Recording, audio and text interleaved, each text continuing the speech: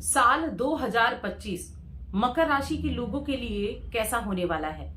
जय माता दी दोस्तों, आप सभी का स्वागत है हमारे YouTube चैनल अमृता एस्ट्रो में। और आज की इस वीडियो में मैं बात करने वाली हूं आने वाले इस नए वर्ष 2025 के मकर राशि फल के बारे में।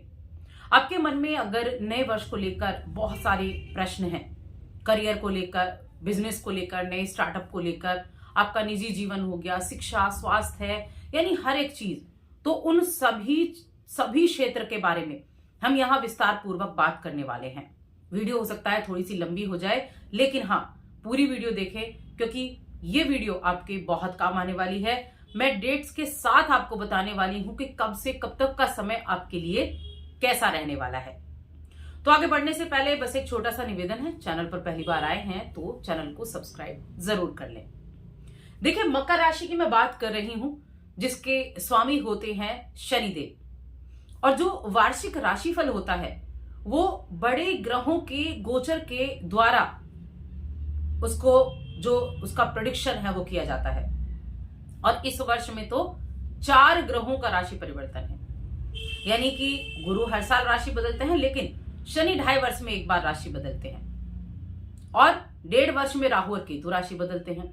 अब इस वर्ष के लगभग मिड में ये चारों ग्रह राशि बदलेंगे, जिसका बहुत बड़ा इफेक्ट आपको अपने जीवन पर देखने को मिलेगा। अब उनमें से किसका शुभ देखने को मिलेगा, किसका आपको नेगेटिव देखने को मिलेगा, चलिए जानते हैं। तो देखिए, ये जो राशिफल है ये चंद्र राशि पर भी आधारित है। आप मकर राशि के जातक हैं तो भी देख सकते हैं, और मकर लग्न के जो जातक हैं वो भी इस राशिफल को देख सकते हैं।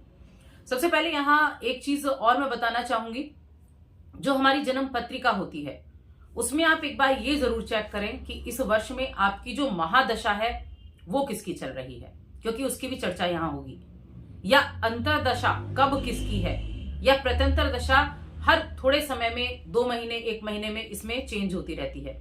तो प्रत्यंतर दशा में कौन कौन सी दशाएं कब चल रही हैं, जब आप इनको देखेंगे तो आपको रिजल्ट एकदम एक्यूरेट दिखाई देंगे। अब चलिए हम राशि की ग्रहों की बात कर लेते हैं। तो सबसे पहले तो मकर राशि के जातकों के लिए मैं गुरु बृहस्पति की बात करूंगी, उसके बाद मैं शनि की बात करूंगी, आपकी राशि के स्वामी की, जो बहुत ज्यादा महत्वपूर्ण होने वाली है। पहले गुरु बृहस्पति की बात कर लेते हैं, क्योंकि गुरु बृहस्पति सभी देवताओं के गुरु कहे गए हैं और सबसे ज्यादा शुभ ग्रह भी हैं। अब जब इस वर्ष की शुरुआत होगी तो गुरु बृहस्पति वृषभ राशि में होंगे, जो कि आपका यहां पंचम घर होता है, आपके 5वें घर में बैठे होंगे। अगर देखा जाए तो 5वें घर के कारक गुरु बृहस्पति कहे गए हैं, क्योंकि संतान के कारक हैं और शिक्षा के भी हैं। अब यहां पंचम भाव में ये बैठे हैं, लेकिन वक्री हैं, रेट्रो हैं ये, और चंद्रमा के नक्षत्र में है। तो एक तो जो ग्रह जहां बैठा है, आपका 5वां घर एक्टिव हुआ, जिसके नक्षत्र में है वो घर एक्टिव होगा, चंद्रमा के नक्षत्र में है तो आपका 7वां घर एक्टिव हुआ, और जिस घर के स्वामी गुरु बृहस्पति हैं वो भी एक्टिव होंगे। तो आपका 3रा घर एक्टिव और आपका 12वां घर एक्टिव। अब यहां एक बड़ा अच्छा कॉम्बिनेशन बन गया है। क्या बन गया है? सबसे पहली चीज तो यहां जो जब तक गुरु वक्री हैं 4 फरवरी तक, तब तक जो संतान है उनका ध्यान रखना है। जो प्रेग्नेंट लेडी हैं, गर्भवती महिलाएं, वो थोड़ा सा ध्यान रखें स्वास्थ्य का, और संतान की सेहत का भी ध्यान रखें। लेकिन बाकी चीजों में ये बड़ा अच्छा रिजल्ट देने वाले हैं। लेकिन जब ये मार्गी हो जाएंगे 4 फरवरी को, तो देखिए बहुत अच्छे चांसेस आपको यहां देखने को मिलेंगे। किस तरह के? एक तो आपके पास काम बहुत होगा, क्योंकि ये 3रे घर के स्वामी हैं, और आपके 3रा घर छोटी यात्रा का होता है, और आपके 12वें घर के स्वामी हैं जो बड़ी यात्राओं का होता है, विदेश यात्रा का होता है। सबसे पहली चीज तो ये कि अगर आप विदेश जाना चाहते थे, उसके लिए आप प्रयास कर रहे थे, प्रॉब्लम चली आ रही थी, तो ये जो शुरुआती समय होगा ये आपको विदेश यात्रा करा सकता है, ये आपको विदेश भेज सकता है, आपके राह में आने वाली हर एक मुश्किल को ये आसान कर सकता है। या आप विदेश में रह रहे हैं और ग्रीन टिकट की आप प्रतीक्षा कर रहे हैं, वहां कुछ प्रॉब्लम चल रही है, वहीं बसना चाहते हैं, तो आपको उसके भी चांसेस बनेंगे। यानी ये इच्छा आपकी पूरी हो सकती है, या विदेश से लाभ आपका हो सकता है, स्थान परिवर्तन हो सकता है, आपके जॉब में भी परिवर्तन हो सकता है, आपका कहीं ट्रांसफर हो सकता है, यात्राएं भी रहेंगी। और ये समय ऐसा होगा जब आपके पास टाइम नहीं होगा बेकार की बातें सोचने का। इतना बिजी गुरु आपको रखेंगे, बड़े अच्छे रिजल्ट देंगे। आपके छोटे भाई बहन है वो बड़े सपोर्टिव रहेंगे, क्योंकि आपका थर्ड हाउस एक्टिव है, साहस है, पराक्रम है, और इन सबको साथ लेकर चलेंगे तो एनर्जी होगी, तो काम से जुड़ेंगे, तो फ्री नहीं बैठने वाले हैं। यात्राएं बहुत रहेंगी, और विदेश यात्रा का तो बिल्कुल यहां आपके लिए योग बनता है। और अगर आपकी गुरु की महादशा चल रही है या अंतरदशा में गुरु चल रहे हैं और गुरु आपके बड़े शुभ स्थान में भी बैठे हैं, मान लीजिए गुरु स्वराशिगत होकर यहीं बैठे हैं, या गुरु स्वराशिगत होकर यहां बैठे हैं, या केंद्र में बैठे हैं, तब भी आपके लिए विदेश जाने की राह बड़ी आसान होने वाली है। जो दिक्कतें चल रही थी ना वो दूर होने वाली है। मीडिया से जुड़े लोगों के लिए बहुत अच्छा रिजल्ट यहां देखने को मिलेगा। मीडिया के फील्ड से जुड़े हुए हैं जो, उनके लिए भी बहुत अच्छा रिजल्ट देखने को मिलेगा। अब गुरु बृहस्पति यहां अगर आप देखेंगे तो 10 अप्रैल को अपना नक्षत्र परिवर्तन करेंगे, और 10 अप्रैल को ये मंगल के नक्षत्र में आ जाएंगे।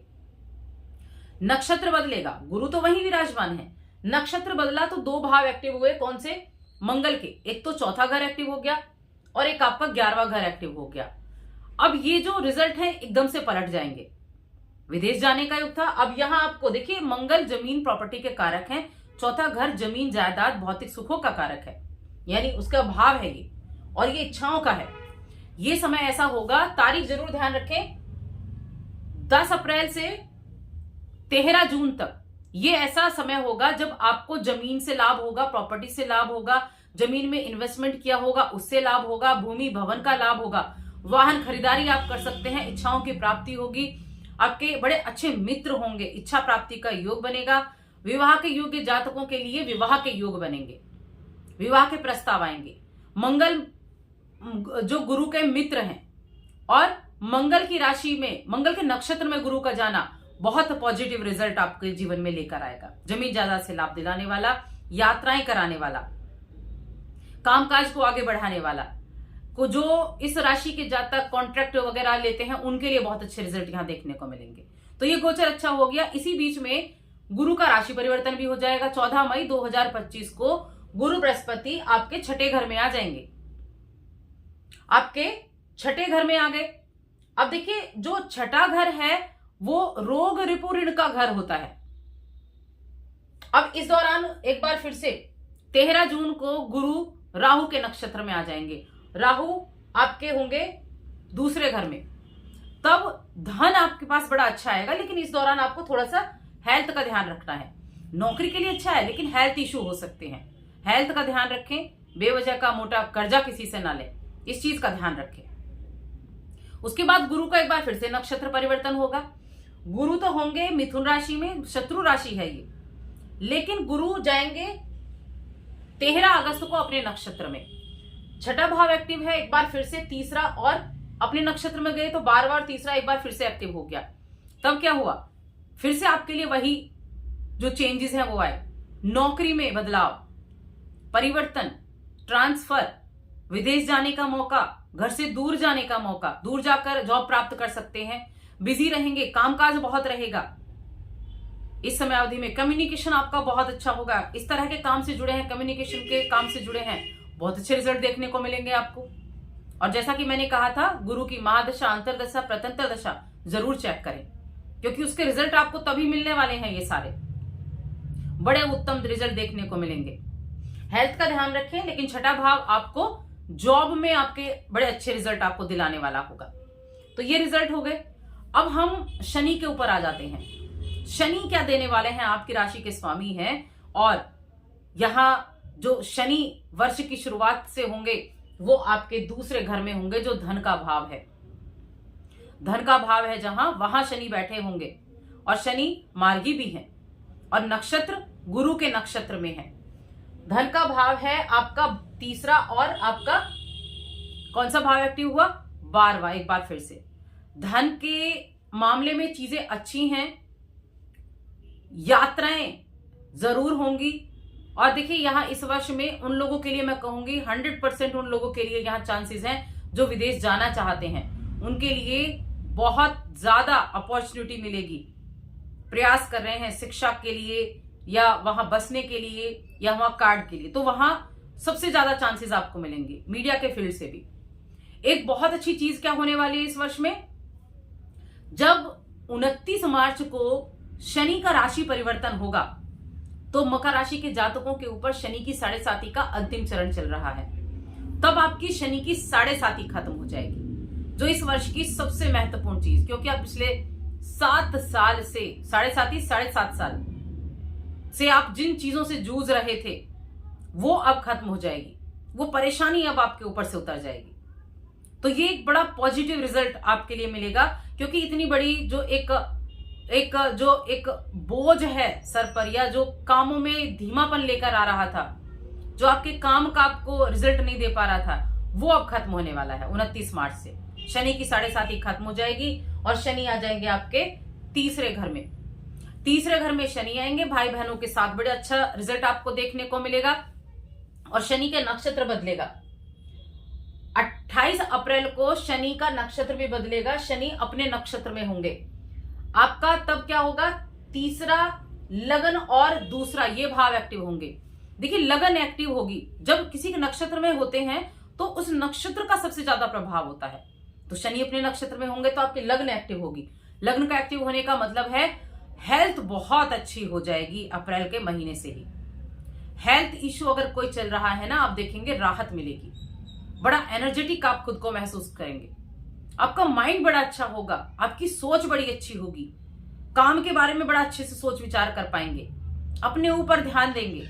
बिजनेस करते हैं, नौकरी करते हैं, उसमें आप अच्छे गेन ले पाएंगे, प्रमोशन वगैरह ले पाएंगे, धन आने के मार्ग प्रशस्त होंगे। यानी जो धन भाव आपका तीसरा भाव एक्टिव हुआ, क्या धन आने के मार्ग, हर तरीके से किसी ना किसी भी तरीके से धन को आप प्राप्त करना चाहेंगे, धन कमाना चाहेंगे। मान लीजिए एक राह बंद हो गई तो दूसरी राह को खोजेंगे। तो यहां इस वर्ष में शनि के राशि परिवर्तन के बाद आपकी लग्न बड़ी मजबूत हो जाएगी, एनर्जी भी आपके अंदर होगी, काम करने की क्षमता भी होगी और उस काम के द्वारा धन पाने की क्षमता भी आपके अंदर होगी। लेकिन यहां भी एक ट्विस्ट आ जाता है, क्योंकि शनि भी वक्री होंगे, हर साल वक्री होते हैं। उसके बाद शनि वक्री हो जाएंगे 13 जुलाई से 28 नवंबर। तब आपको सावधानी थोड़ी रखनी होगी, तब आपको पैसे का इन्वेस्टमेंट भी थोड़ा संभल कर करना होगा और हेल्थ इश्यू थोड़े हो सकते हैं। लेकिन अगर आपकी शनि की महादशा अंतरदशा चल रही है, ये रिजल्ट आपको तभी सबसे ज्यादा देखने को मिलेंगे। और अगर शनि आपके कुंडली में अच्छे भाव में बैठा है तब राहत भी देखने को मिलेगी। उसके बाद फिर जब शनि मार्गी होंगे नवंबर के महीने में, तब एक बार फिर से स्थितियां पहले जैसी हो जाएंगी और फिर से आपके लिए कामकाज में अच्छा गति देखने को मिलेगी। इसके बाद हम राहु की बात करेंगे। राहु का राशि परिवर्तन भी है 18 मई 2025 को, राहु और केतु दोनों ग्रहों का राशि परिवर्तन। देखिए राहु वर्ष की शुरुआत में आपके तीसरे घर में बैठे हुए हैं। तीसरे घर में केतु हो चाहे राहु हो, बहुत अच्छे रिजल्ट देते हैं। तीसरा घर बहुत अच्छा रिजल्ट देते हैं राहु, क्योंकि तीसरे घर को अच्छा नहीं माना जाता, राहु पापी ग्रह है। अब यहां राहु का इसमें होना और शनि के नक्षत्र में होना विदेश यात्रा कराता है, यात्राओं से लाभ दिलाता है, बॉन्ड को अच्छा करता है, कम्युनिकेशन अच्छा करता है, ट्रांसफर करता है, स्थान परिवर्तन, विदेश जाने का मौका, वही चीजें। तो मैंने इसलिए कहा इस वर्ष में आपकी कुछ इच्छाएं ऐसी हैं जो बाहर से जुड़ी हुई हैं, वो बिल्कुल पूरी होने वाली हैं। और राहु की महादशा और अंतर्दशा भी हुई तब भी ये स्थितियां आपके लिए लागू होती हैं, तब भी आपके लिए ये इच्छाएं पूरी होंगी। तीसरे घर में जब तक राहु रहेंगे 18 मई 2025 तक तीसरे घर में बैठकर बड़े अच्छे रिजल्ट देने वाले हैं, धन प्राप्ति कराएंगे, चाहे किसी भी माध्यम से कराएं। किसी भी माध्यम से क्यों बोला, क्योंकि शनि जहां नैतिक अनैतिक को देखते हैं, वहीं राहु के लिए कोई चीज मायने नहीं रखती, ना नैतिक ना अनैतिक, किसी भी माध्यम से आए, किसी भी तरह से आए, धन कमाने से मतलब है, पैसा आना चाहिए, चाहे माध्यम कुछ भी हो। वो सही गलत को नहीं देखते, शनि सही गलत को देखते हैं। तो दूसरे घर के नक्षत्र है, तो यहां धन कमाने का कोई भी मौका नहीं छोड़ने वाले हैं। जहां किसी ने बताया ऐसे काम हो सकता है, वैसे काम करवा लिया, इस तरह की चीजें होंगी। उसके बाद राहु राशि परिवर्तन कर लेंगे और राहु आ जाएंगे, हमेशा राहु उल्टी चाल चलते हैं, आपके द्वितीय भाव में, धन भाव में आ जाएंगे। धन भाव में राहु है, शनि के ही छाया ग्रह हैं, तो धन भाव में आकर भी वो अच्छे रिजल्ट देंगे। हाँ, तब उनका नक्षत्र परिवर्तन हो जाएगा, गुरु के नक्षत्र में आ जाएंगे। 16 मार्च को गुरु के नक्षत्र में रहेंगे, तब आपका 3rd हाउस और 12th हाउस फिर से एक्टिव होगा। इन्वेस्टमेंट, बड़े इन्वेस्टमेंट आप कर सकते हैं, लेकिन साथ में खर्चा भी होगा। बड़े इन्वेस्टमेंट होंगे, इन्वेस्टमेंट के जरिए आपको रिजल्ट भी अच्छे मिलेंगे। आप शेयर मार्केट वगैरह से भी बड़े अच्छे यहाँ रिजल्ट प्राप्त कर सकते हैं। और हेल्थ का थोड़ा सा जरूर ध्यान रखना है, हेल्थ थोड़ी प्रभावित आपकी हो सकती है, हेल्थ का ध्यान रखना है। अब केतु की बात कर लेते हैं। तो देखिए, केतु जो है वो आपके 9वें भाव भाग्य भाव में बैठे हैं। भाग्य भाव में केतु का होना और सूर्य के नक्षत्र में है वर्ष की शुरुआत से, तो अष्टम भाव आपका एक्टिव है। अष्टम भाव अच्छा नहीं होता, केतु वहां बैठकर हेल्थ इशू दे सकते हैं, बेकार की चीजों में फंसा सकते हैं। कुछ चीजें अच्छी रखेंगे, जैसे पैतृक संपत्ति से लाभ दिला सकते हैं, लेकिन अगर शुभ स्थिति में आपकी कुंडली में होंगे तब।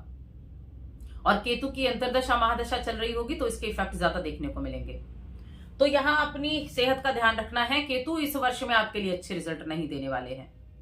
हाँ, पिता के साथ जरूर बॉन्डिंग अच्छा कर देंगे, धार्मिक यात्राएं करा सकते हैं। और जब इनका गोचर होगा 18 मई को, तो ये आपके अष्टम में आ जाएंगे, सूर्य के ही नक्षत्र में होंगे। तब भी आपको सावधानी रखनी है, बेकार की चीजों में नहीं फंसना है, ऑफिस की राजनीति से दूर रहना है। और ये अष्टम भाव में रहकर हेल्थ भी प्रॉब्लम कर सकते हैं, तो थोड़ा सा इसके आपको उपाय जरूर करने हैं, क्योंकि इसके उपाय आपके लिए बहुत जरूरी हैं इस वर्ष में। उसके बाद 20 जुलाई को शुक्र के नक्षत्र में जाएंगे केतु। जब 20 जुलाई को शुक्र के नक्षत्र में केतु जाएंगे तो आपका 5म भाव एक्टिव होगा और आपका यहां 10म भाव एक्टिव होगा।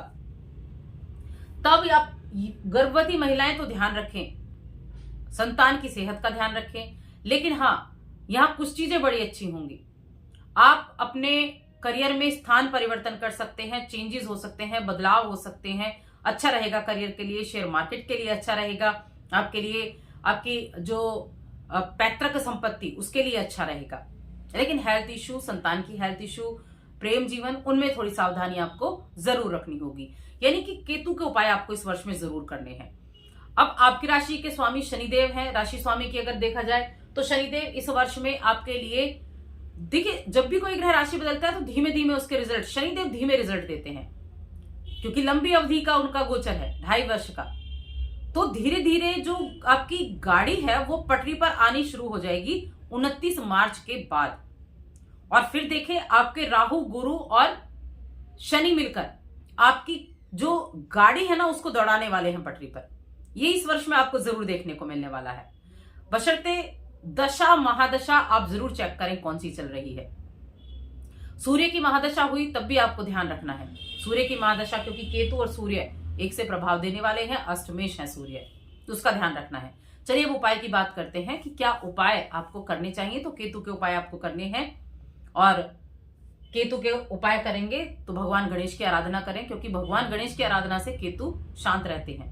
भगवान गणेश को दूर्वा चढ़ाना, उनकी चालीसा का पाठ करना, उनको मोदक का भोग लगाना, तो इस तरह के कार्य, भगवान गणेश की जितनी आराधना उतना केतु शांत, उतने केतु के नेगेटिव जो रिजल्ट हैं वो माइनस हो जाएंगे। तो इस उपाय को करें। बाकी आज की इस वीडियो में इतना ही।